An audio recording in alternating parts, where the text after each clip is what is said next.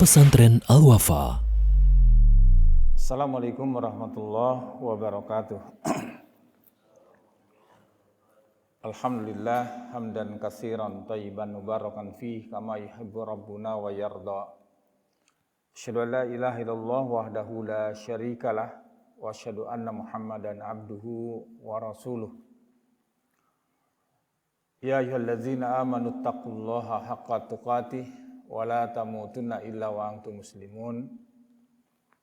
Allahumma anfa'na bima 'allamtana wa 'allimna ma yanfa'una wa zidna ilma. Allahumma inna nas'aluka ilman nafi'an wa rizqan thayyiban wa amalan mutaqabbala.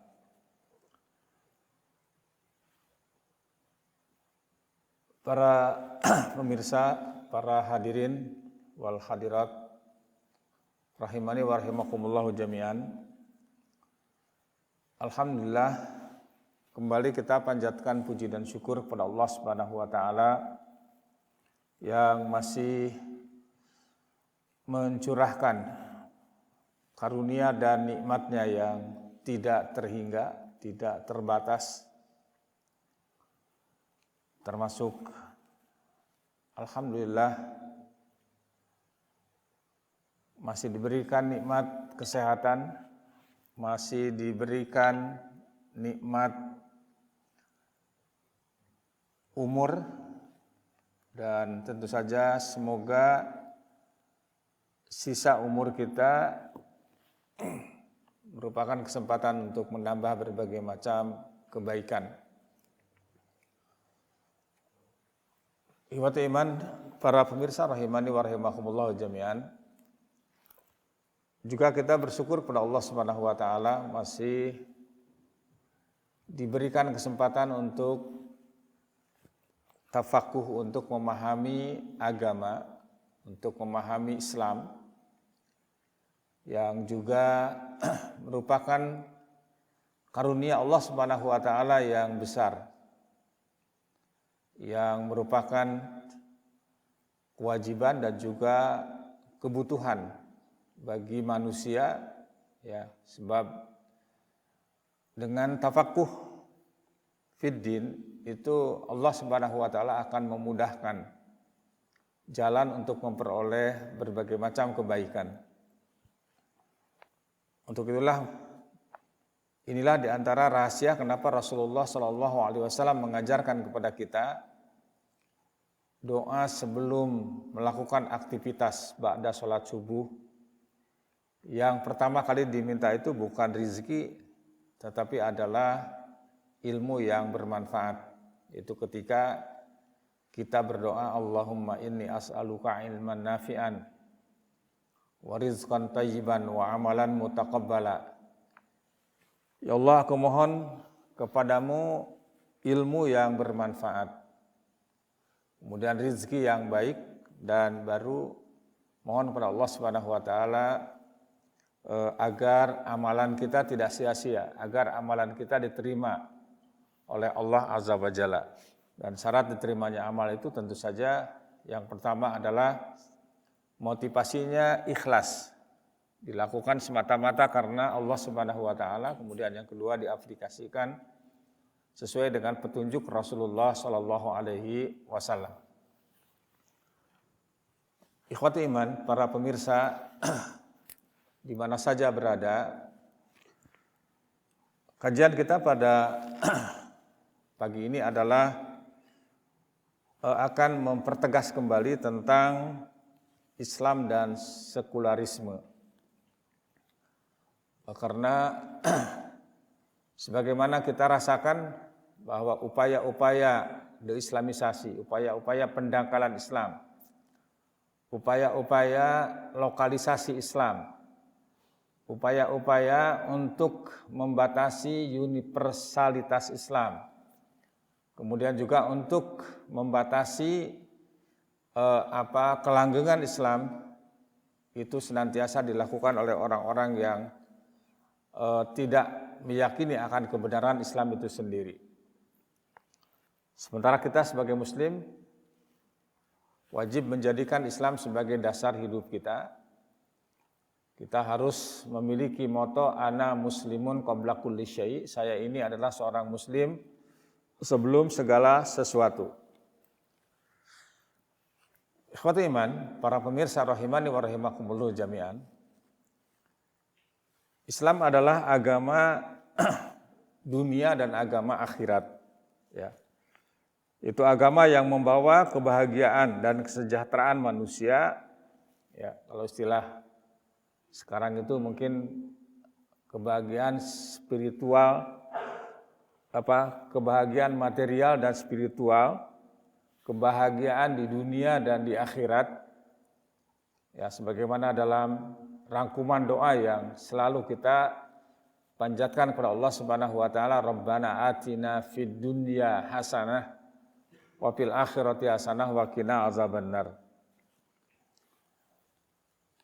Ya Allah, ya Rabb kami, anugerahkanlah kepada kami kebaikan di dunia dan kebaikan di akhirat, dan dijauhkan dari sentuhan api neraka. Kemudian juga setiap aktivitas muslim, ya, di dalam segala lapangan kehidupan dan penghidupannya baik material maupun spiritual adalah merupakan atau dalam rangka ibadah atau pengabdian kepada Allah Subhanahu wa taala. Di semua aktivitas kita bisa diproyeksikan sebagai ibadah kepada Allah Subhanahu wa taala. Ya, karena apa? Karena Allah Subhanahu wa taala menciptakan jin dan manusia hanya untuk beribadah kepadanya. Ya, kita punya tugas hidup, yaitu untuk beribadah kepadanya sebagaimana firman-Nya dalam Al-Qur'an di surat Az-Zariyat ayat 56. A'udzubillahi samil alim minasyaitonir rajim wa ma khalaqtul jinna wal insa illa liya'buduni. Aku tidak menciptakan jin dan manusia melainkan untuk beribadah kepadaku. Kemudian dalam ayat yang lain di surat Al-Baqarah ayat 21 juga Allah Subhanahu wa taala mempertegas kembali bahwa tugas hidup manusia, konsekuensi jadi manusia harus beribadah kepadanya. Dan ibadah ternyata merupakan anugerah terbesar dari Allah Subhanahu wa taala untuk memperoleh predikat agar menjadi orang yang bertakwa, dan predikat takwa itu sendiri adalah mutlak, merupakan tiket untuk memasuki surga Allah Azza wa Jalla. Hal ini sebagaimana firman-Nya, ya ayyuhan nasu ubudu rabbakumul ladzi khalaqakum walladzina min qablikum la'allakum tattaqun. Wahai manusia, jadi siapapun yang sadar, yang mengakui menjadi manusia, ada konsekuensinya. Apa? U'budu rabbakum.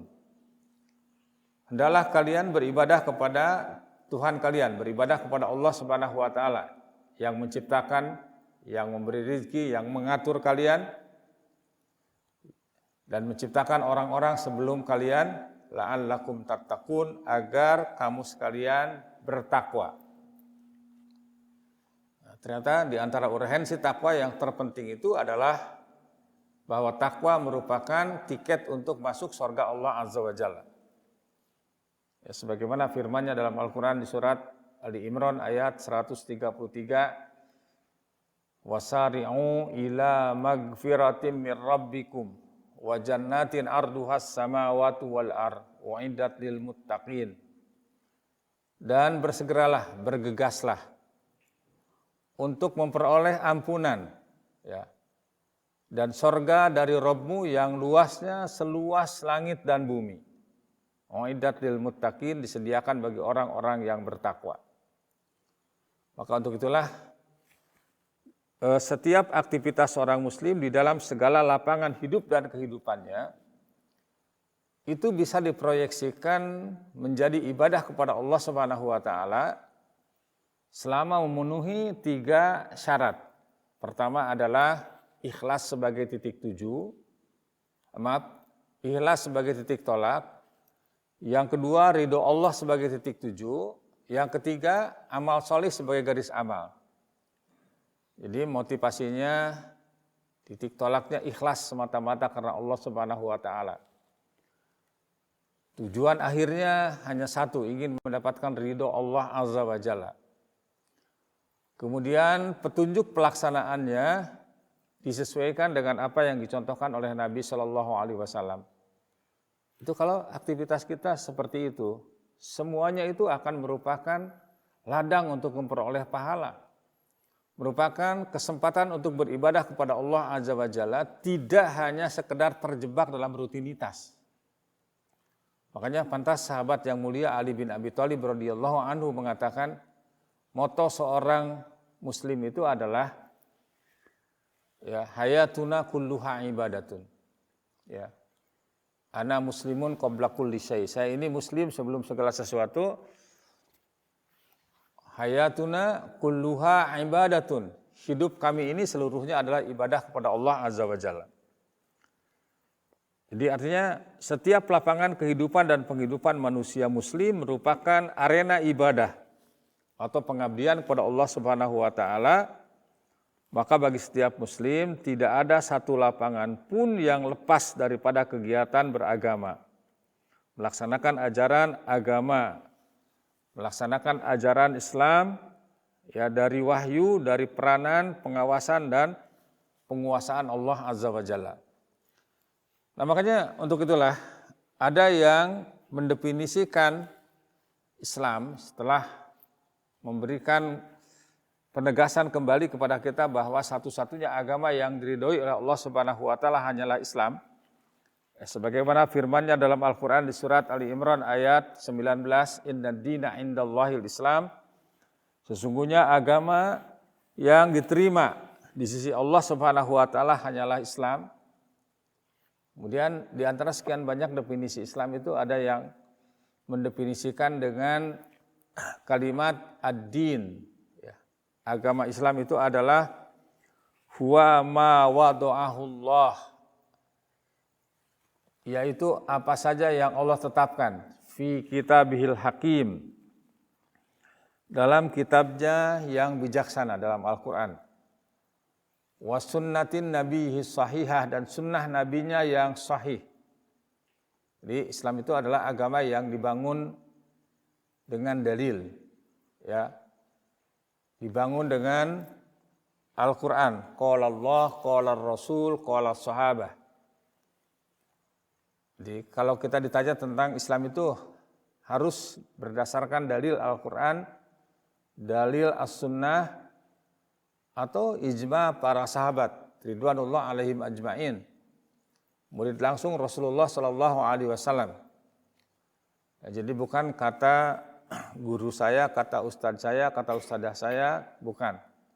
Tapi bagaimana firman Allah Subhanahu Wa Taala dalam Al-Quran, bagaimana sabda Nabi SAW di dalam hadisnya, kemudian bagaimana yang dikatakan oleh generasi yang terbaik, khairul ummah, yaitu para sahabat Rasulullah Shallallahu Alaihi Wasallam. Kemudian isi kandungan Islam itu secara global atau mujmal ada 3. Pertama, minal awamiri, berisikan berbagai macam perintah. Dan perintah yang paling agung, perintah yang paling besar adalah perintah untuk mentauhidkan Allah Subhanahu wa taala.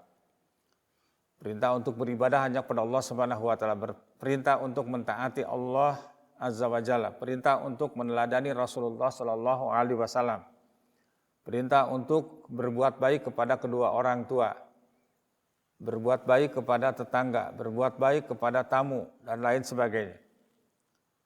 Kemudian bagian yang kedua adalah wan nawahi, dan berisikan larangan-larangan.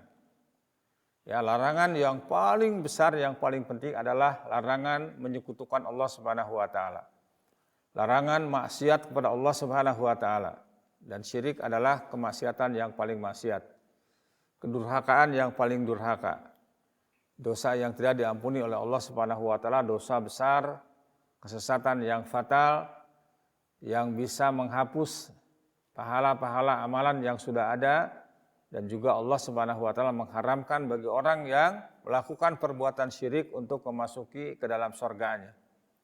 Sebagaimana firman-Nya, fa innahu may yusyrik billah faqad harramallahu alaihil jannah. Karena barang siapa yang menyekutukan Allah Subhanahu wa taala, maka sungguh Allah telah mengharamkan baginya sorga. Larangan menyelisihi Rasulullah Shallallahu Alaihi Wasallam, larangan menyelisihi para sahabat, larangan durhaka kepada kedua orang tua, larangan meninggalkan sholat, dan lain sebagainya.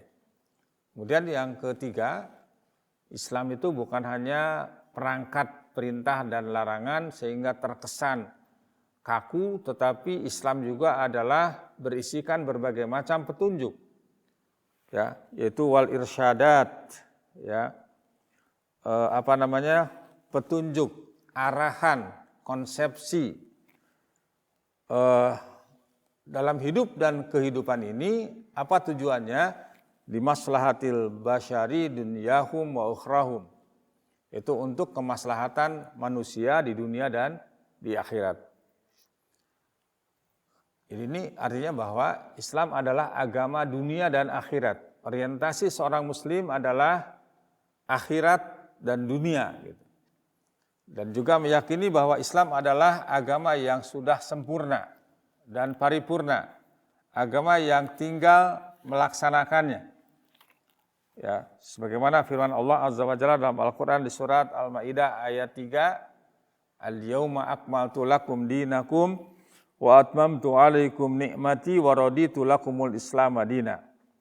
Pada hari ini aku telah menyempurnakan untukmu agamamu, dan aku telah mencukupkan nikmatku untukmu, serta telah aku ridho Islam sebagai agamamu. Di Islam adalah satu-satunya agama yang diridhoi Allah Subhanahu wa taala.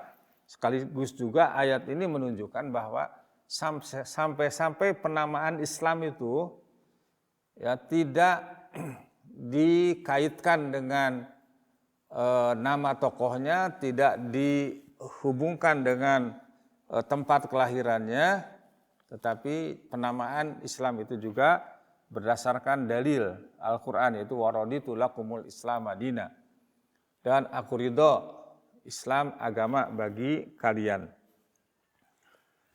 Para pemirsa rahimani wa rahimakumullah jami'an, para hadirin yang semoga dirahmati oleh Allah Subhanahu wa taala. Kemudian apa itu sekuler atau sekularisme?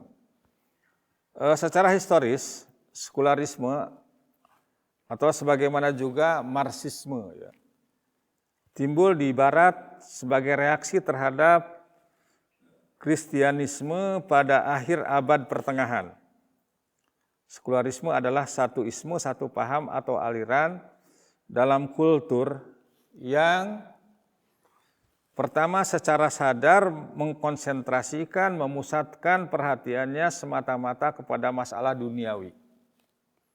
Di orang sekuler ini orientasi hidupnya itu hanya dunia semata. Dan dengan sadar pula mau mengasingkan atau menyisihkan peranan agama, peranan wahyu, ya, dan Tuhan, ya, dari berbagai macam segi kehidupan dan penghidupan manusia. Itu sebagaimana dijelaskan oleh Profesor Dr. Usman Ralibi, Allah yarham, ya, salah seorang guru besar dulu di Universitas Indonesia. Saya sempat berguru dengan beliau, sempat bersama-sama dengan beliau, ya, dalam bukunya Kamus Internasional yang diterbitkan di Jakarta tahun 1956, halaman 403 dan 404, beliau mengatakan sekular atau bahasa Inggris dari bahasa Latin yaitu skularis dan skulum, ya, abad dunia, bersifat keduniaan atau kepanaan, temporal, sebagai lawan daripada keakhiratan atau kebaikan, eternal, ya. Ya, eternal itu adalah kelanggengan. Islam itu agama yang langgeng, agama yang abadi, agama yang tidak ada batas waktunya. Ya, dimaksudkan kata beliau pendapat tidak di bawah pengawasan gereja. Sekularis orang yang berpendapat bahwa pendidikan dan soal-soal sipil lainnya harus jauh dari unsur-unsur keagamaan paham seperti ini disebut sekularisme. Jadi orang-orang yang berpaham seperti itu sekarang ini banyak. Ya. Nah, jangan kita termasuk ke dalam kelompok seperti itu. Gitu. Ya, makanya ada yang membagi ya, wallahu a'lam bishawab, tapi ini adalah juga merupakan satu pendapat, satu perbandingan yang perlu kita perhatikan, kita sesuaikan apakah benar atau tidak, wallahu a'lam. Ini karena pendapat manusia. Ada yang mengatakan bahwa tipe umat Islam di akhir zaman ini ada 8 tipe itu. Ya, karena tanda-tanda akhir zaman itu sudah banyak muncul. Yang pertama tipe hubud dunya. Ya, tipe pencinta dunia, pencinta hiburan. Tipe ini terbanyak. Ya, kalau ada hiburan itu layar tancap aja penuh yang nonton.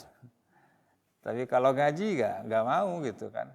Ya, mencari ilmu padahal jelas-jelas manfaatnya gitu. Ini udah hujan dikerubutin nyamuk gitu kan. Lapar, dingin masih aja diem gitu kan. Ini tipe yang terbanyak. Tipe ini serba salah kita, semakin dinasihati juga tidak menerima, dikerasin juga semakin jauh dari agama. Maka tugas kita adalah mendakwahi dengan bijak gitu. Didekati, diajak ngupi gitu kan. Ya, kemudian waktu sholat diajak sholat sedikit demi sedikit gitu kan. Ya, ada kan orang mendengar sholat hanya beberapa meter dari masjid gak bergeming gitu. Ya, udah sudah diteriakan hayya 'alas shalah. Ya, hayya 'alal falah, mari meraih kebahagiaan, kesuksesan. Tenang aja gitu. Padahal masih dikerubutin nyamuk gitu. Kemudian yang kedua tipe jindik, mengaku Islam tetapi mempromosikan ide-ide sekuler tadi, ide-ide liberal, bahkan ya ikut mempromosikan paham komunisme, paham orang-orang yang anti Tuhan, ya saya pernah mengatakan bahwa jindik itu lebih berbahaya dari orang munafik, dari orang fasik, dari orang kafir. Karena jindik ini adalah orang yang keyakinannya rusak, ucapannya rusak, dan juga amalannya itu rusak. Ya, aktivitasnya itu rusak, seperti orang-orang liberal. Ya, banyak sekarang ini orang-orang yang begitu getol, ya, menghantam Islam, getol menjelek-jelekan Islam, getol untuk mencaci maki kaum muslimin, bahkan juga para ulamanya. Nah, tipe ini ya kita serahkan saja kepada ahlinya. Ya, kalau bisa kita berdiskusi, bisa berdebat, ya debatlah. Kalau tidak bisa, mendingan jauh dari mereka, jauhilah. Ya, jangan diladeni gitu kan.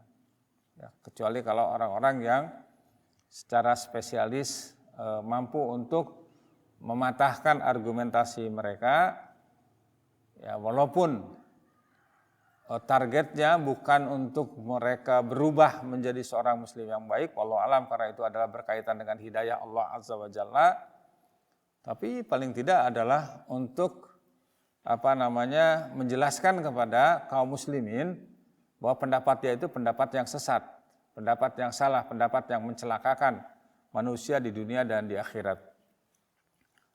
Yang ketiga katanya ada tipe khodim. Mereka adalah orang-orang yang menyibukkan diri mencari nafkah hingga tidak bisa memikirkan Islam.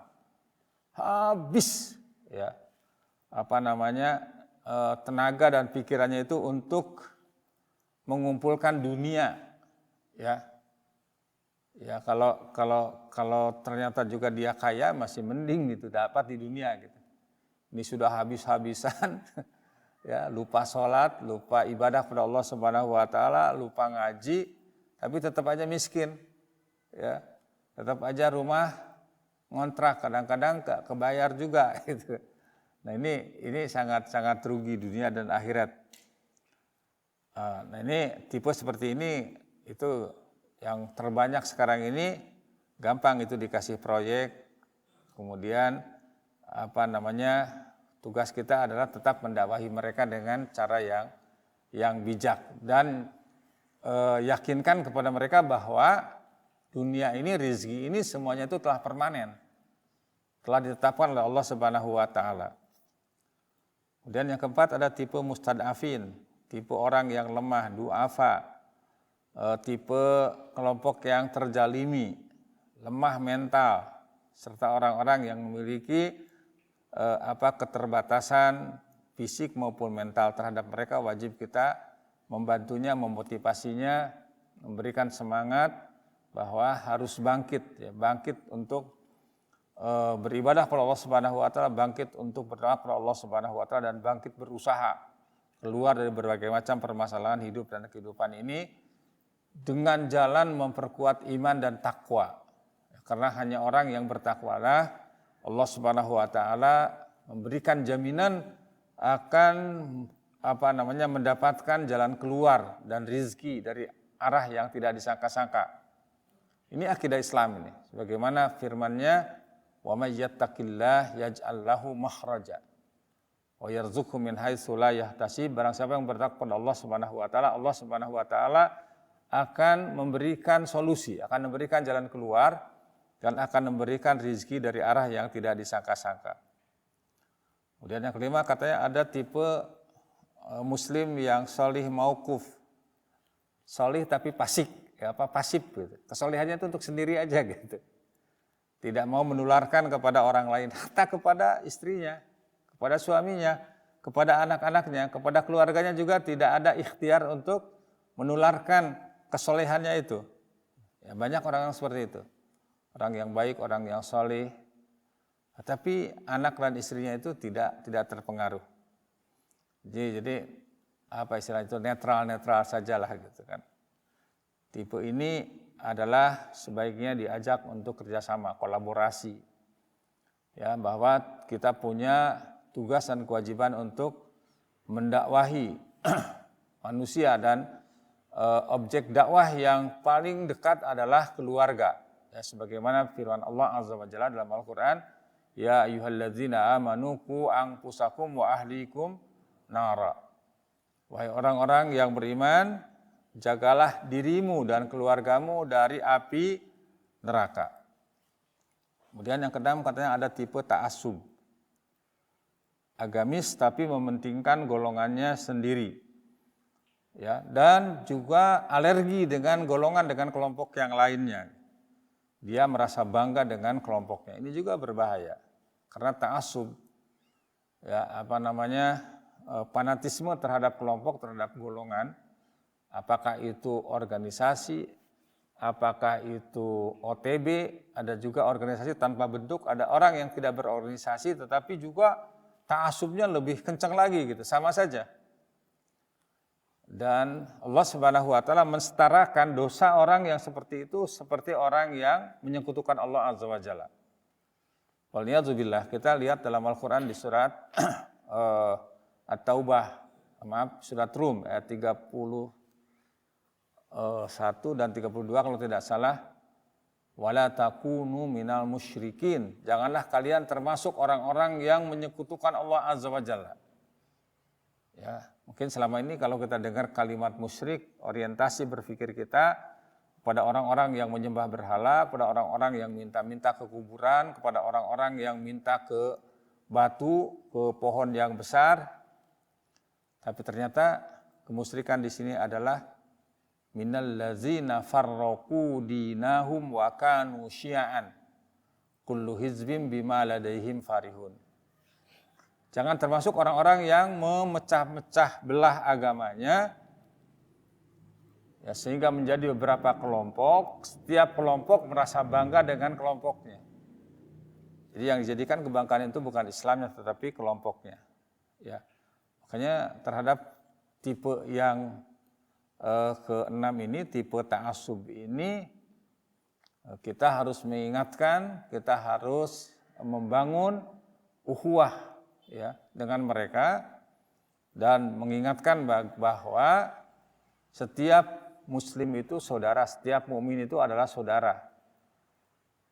Ya, siapa yang muslim itu? Ya itulah orang-orang yang menegakkan rukun Islam yang lima, maaf. Dan mukmin itu adalah orang-orang yang menegakkan rukun iman yang 6, yang kiblatnya sama, rasulnya sama, Qur'annya sama, ya Tuhannya sama, ya maka ini harus dibangun ukhuwah karena mereka adalah mukmin. Dan Allah Azza wa Jalla mengingatkan dalam Al-Quran di surat Al-Hujurat ayat 10, innamal mu'minuna ikhwah. Bahwasanya orang-orang beriman itu adalah bersaudara. Kemudian yang ketujuh katanya ada tipe munfarid. Mereka berdakwah dan berjuang untuk Islam tapi sendirian. Ya, sehingga tidak ada yang mengontrol, tidak ada yang mengevaluasi, tidak menyusun program bersama, ya, dan kadang-kadang sering tidak terkendali. Jadi membangun ta'assub di sini adalah membangun komitmen yang disebut dengan intima usyahsi, ya. Membangun komitmen terhadap individu gitu. Ini juga berbahaya karena akan nanti membentuk pengikut yang kultus individu gitu.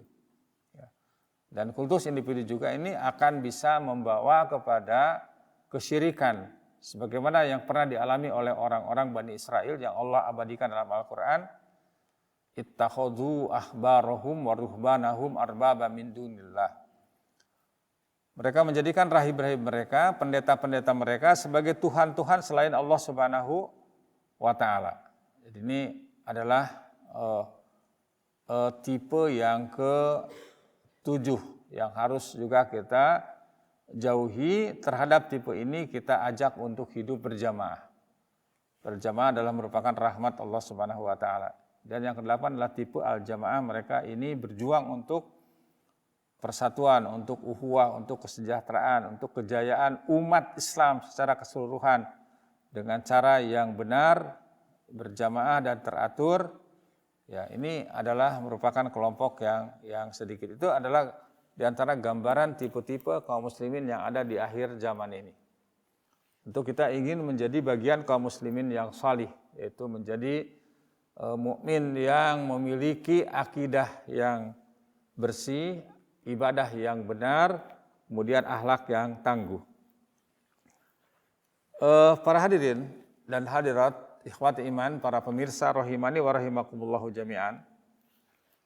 Setelah tadi menjelaskan apa itu sekulerisme, ya, kita pertegas kembali bahwa Islam sebagai agama dunia dan agama akhirat sangat memperhatikan masalah duniawi, akan tetapi masalah duniawi ini tidak bisa dilepaskan daripada masalah ukhrawi. Ya, tidak dapat dipisahkan dari agama wahyu dan Allah Subhanahu wa taala. Bahkan kalau kita lihat dalam Al-Qur'an, sebetulnya orientasi seorang muslim itu akhirat dulu, baru dunia gitu kan. Kenapa? Sebab kalau akhirat dapat, ya, insya Allah dunia juga akan mendapatkannya. Ya. Contoh umpamanya firman Allah Azza wa Jalla di dalam Al-Quran ayat ke-77, ya. Allah Azza wa Jalla berfirman, wabtagi fi ma ataqallah daral akhirah wala tansa nasibaka minad dunya. Dan carilah pada apa yang telah dianugerahkan Allah kepadamu kebahagiaan negeri akhirat. Wala tansa nasibaka minad dunya. Dan janganlah kamu melupakan bahagianmu dari kenikmatan duniawi. Jadi kalau kita lihat di surat 28 ayat 77 ini, untuk kehidupan akhirat itu sighahnya itu, bentuknya itu perintah. Wabtagi fima ataqallahu daral akhirah. Dan carilah pada apa yang telah dianugerahkan oleh Allah Subhanahu wa taala kepadamu kebahagiaan di akhirat. Wala tansa nasibaka minad dunya. Dan jangan engkau lupakan bagianmu di dunia. Di dunia ini sekedar jangan dilupakan. Jadi kita sering terbalik. Ya, dunia dulu baru akhirat jangan lupa gitu. Contoh umpamanya kalau punya anak mau sekolah ke luar kota atau ke luar negeri. Nah, sungguh-sungguhlah belajar dan jangan lupa sholat. Sekedar jangan lupa. Ya. Kalau mau bekerja, sungguh-sungguh bekerja, jangan lupa sholat, jangan lupa zakat. Jadi hanya apa namanya itu sekedar ya, makanya harus ada keseimbangan antara dunia dan akhirat. Gak bisa akhirat dulu baru dunia. Kalau akhirat dapat, dunia juga pasti akan dapat. Ya, sebab banyak ibadah-ibadah yang hanya bisa dilakukan bagi orang-orang yang memiliki dunia yang cukup. Contoh umpamanya kalau seorang ingin menjadi seorang muslim yang paripurna, ya ingin bisa melaksanakan sholat dengan sempurna, ingin membayar zakat, ya biar zakat harus ada, hanya diwajibkan kepada orang-orang yang nisab, ya ingin melaksanakan puasa dengan baik, harus sehat, kesehatan juga mahal, ya apalagi sekarang, ingin sehat banyak sekarang syaratnya, harus cuci tangan setiap saat, harus pakai masker, gitu. Jaga jarak, mau naik kereta aja harus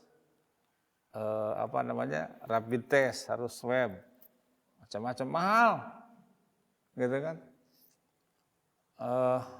Tentu ini semuanya kalau orang ingin melaksanakan ajaran Islam tentu harus memiliki sarana dan prasarananya, dan itu Allah akan memberikannya. Apalagi ibadah haji, haji hanya diwajibkan kepada orang-orang yang mampu. Nah, jadi kembali bahwa mungkin ada pertanyaan, Islam sebagai agama dunia dan agama akhirat sangat memperhatikan masalah duniawi, akan tetapi masalah duniawi ini tidak bisa dilepaskan daripada masalah ukhrawi. Tidak dapat dipisahkan dari agama wahyu, dari agama Allah Subhanahu wa taala. Ya, bahkan Allah Azza wa Jalla menjelaskan di dalam Al-Qur'an di surat Hud, surat ke-11 ayat 15 dan 16. Nah, jadi artinya gini, kalau kan yang dicari oleh manusia itu di dunia ini dua. Satu ingin sukses dunia, yang kedua ingin bahagia. Dan ternyata antara sukses dunia dengan bahagia tidak selalu paralel. Banyak orang yang sukses dunia tetapi tidak bahagia. Contohnya, manusia yang paling sukses di dunia meraih kekuasaan siapa itu? Fir'aun.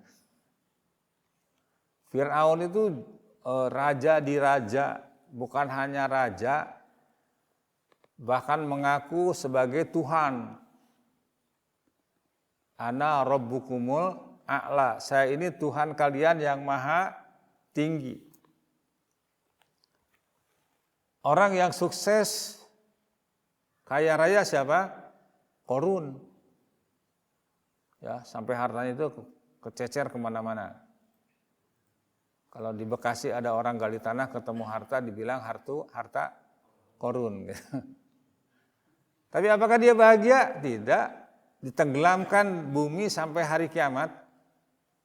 Fir'aun masuk neraka. Ya, Namrud juga sukses menjadi penguasa, menjadi raja. Apakah bahagia? Tidak. Sengsara selamanya. ya seorang ilmuwan Bal'an, ya kemudian menteri-menterinya Fir'aun, itu semuanya masuk ke dalam neraka. Jadi ternyata antara sukses dunia dengan bahagia tidak selalu paralel, tidak selalu sejalan. Dan Allah Azza wa Jalla menjelaskan kalau ingin sukses dunia nggak usah mikirin agama, bekerjalah dengan keras. Ya, kerja keras, kerja cerdas, sukses. Makanya yang menguasai dunia sekarang ini, yang tanahnya ribuan hektar itu orang-orang kafir. ya, ya, ya, apa namanya? Dan ini sadaqallah, Allah mengatakan, "Man kana yuridul hayata dunya wa zinataha nuwaffi ilaihim a'malahum fiha wa hum fiha la yubkhasun." Barang siapa yang menghendaki sukses dunia, ya, niscaya kami akan berikan kepada mereka balasan pekerjaan mereka di dunia ini dengan sempurna. Dan mereka di dunia itu tidak akan dirugikan. Ya. Tidak akan dirugikan, Allah akan berikan. Ya. Tafadhol, ambil. Tapi mereka hanya di dunia saja. Dunia ini sebentar. Akan berakhir dengan mati. Yang lama itu di sana nanti. Ya. Kenapa? Karena mereka menganggap bahwa hidup ini hanya di dunia saja. Sementara seorang mukmin meyakini bahwa Allah Subhanahu wa taala menciptakan manusia ini untuk selamanya. Dunia ini hanya tempat transit yang terpendek. Dikata beliau sallallahu a'maru ummati baina sittin wa sab'in wa aqalluhum man yajuju dzalik. Rata-rata usia umatku ini kisaran 60 sampai 70 tahun. Dan sedikit sekali yang lebih dari itu gitu. Makanya kalau sudah umur kepala 6, kepala 7, kadang-kadang kalau 70 tahun, sekarang usia sudah 69 tahun. Kira-kira setahun lagi lah. Ya, kalau usia 60 tahun, sekarang usia sudah 59 tahun 11 bulan. Berapa lama lagi itu? Sebulan lagi gitu. Allah lah. Ya. Sementara di alam kubur, di alam barzah, alam penantian mungkin bisa ratusan, mungkin bisa ribuan tahun. Ya, di alam penantian setelah kiamat kubro, setelah tiupan sangkakala yang pertama, ada yang mengatakan yang kedua, setelah pergantian jagat raya, itu juga berapa ribu tahun Allah alam. Kemudian setelah Yaumul Ba'ats, setelah hari kebangkitan, tiupan sangkakala yang ketiga, atau yang ada yang mengatakan yang kedua, akan dikumpulkan di padang mahsyar satu hari setara dengan 50.000 tahun. Lihat di surat Al-Ma'arij, surat ke-70 ayat 4. Apa artinya hidup di dunia ini? Makanya Allah Subhanahu wa taala mengatakan, orang-orang kafir itu bisa saja sukses dunia, tetapi ulaikal ladzina laisa lahum fil akhirati illan nar. Itulah orang-orang yang tidak memperoleh di akhirat kecuali neraka. Ya, dan api di akhirat itu dijelaskan dalam hadis Nabi SAW 70 kali lebih panas dari api yang terpanas di dunia. Wahabito ma sona'u fiha,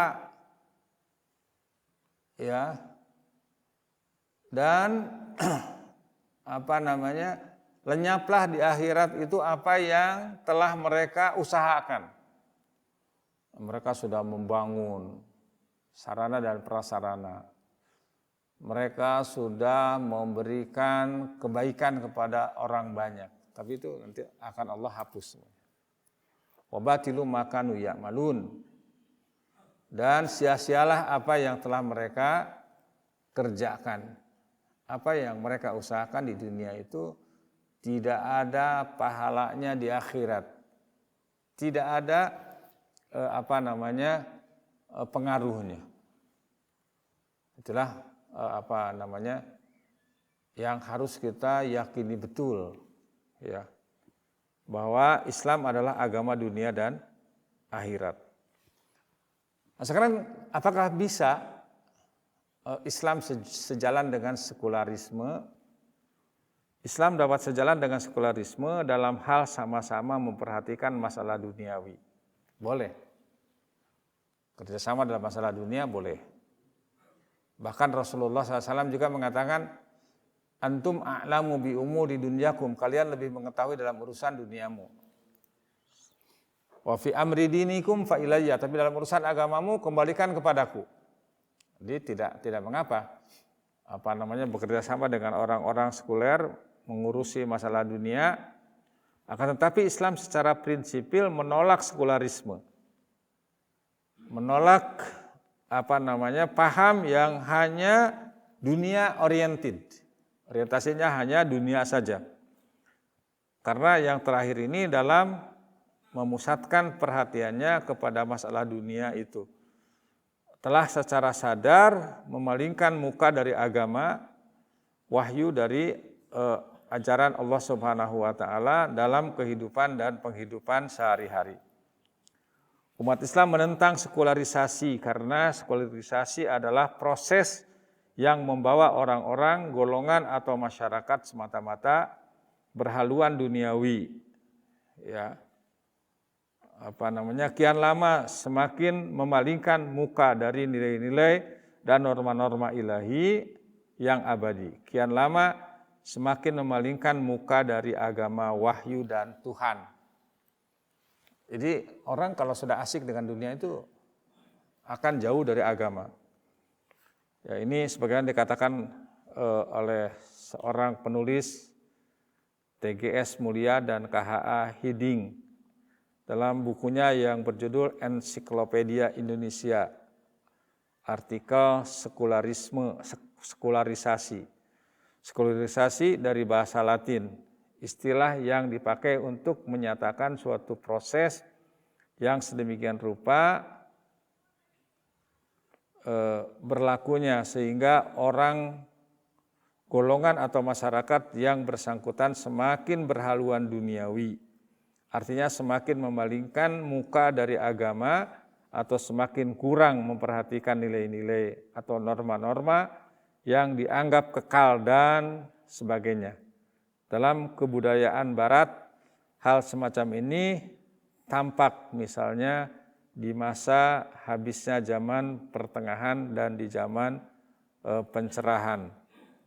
Jadi ini adalah artinya antara Islam dengan sekularisme adalah merupakan ideologi yang bertentangan. Ya, karena sekuler adalah orientasinya dunia, sedangkan Islam adalah agama yang harmoni, agama yang harus ada keseimbangan antara dunia dan akhirat. Bahkan orientasi seorang muslim itu akhirat dulu baru dunia. Para hadirin wal hadirat rahimani wa rahimakumullahu jami'an, juga para pemirsa di mana saja berada, inilah dulu yang bisa kita kaji pada pagi ini, dengan harapan tentu saja semoga Allah Subhanahu wa taala menganugerahkan kepada kita sikap istiqomah agar kita senantiasa ada di atas ajaran Islam. Ya, sebagaimana yang dipesankan oleh Nabi Shallallahu Alaihi Wasallam, di mana beliau bersabda, atau doa yang paling banyak beliau juga panjatkan kepada Allah Subhanahu Wa Taala adalah ya muqallibal qulub sabbit qalbi ala dinik. Ya Allah yang membolak-balikan hati, maka teguhkanlah kami di atas agamamu. Jadi kita tetap ada di atas Islam dan juga sampai Islam itu dibawa menghadap kepada Allah Subhanahu wa taala, karena itulah pesan dari Allah Azza wa Jalla, wala tamutunna illa wa antum muslimun. Janganlah sekali-kali kamu mati kecuali dalam keadaan Islam. Karena waktu juga yang membatasi kita, kajian kita pada pagi ini kita akhiri sampai di sini. Marilah kita tutup dengan kafaratul majlis. Subhanakallahumma bihamdik asyhadu an la ilaha illa anta astaghfiruka wa atubu ilaik. Wassallallahu ala Muhammadin wa ala alihi washabbihi wasallam wa akhiru da'wana walhamdulillahi rabbil alamin. Assalamualaikum warahmatullahi wabarakatuh.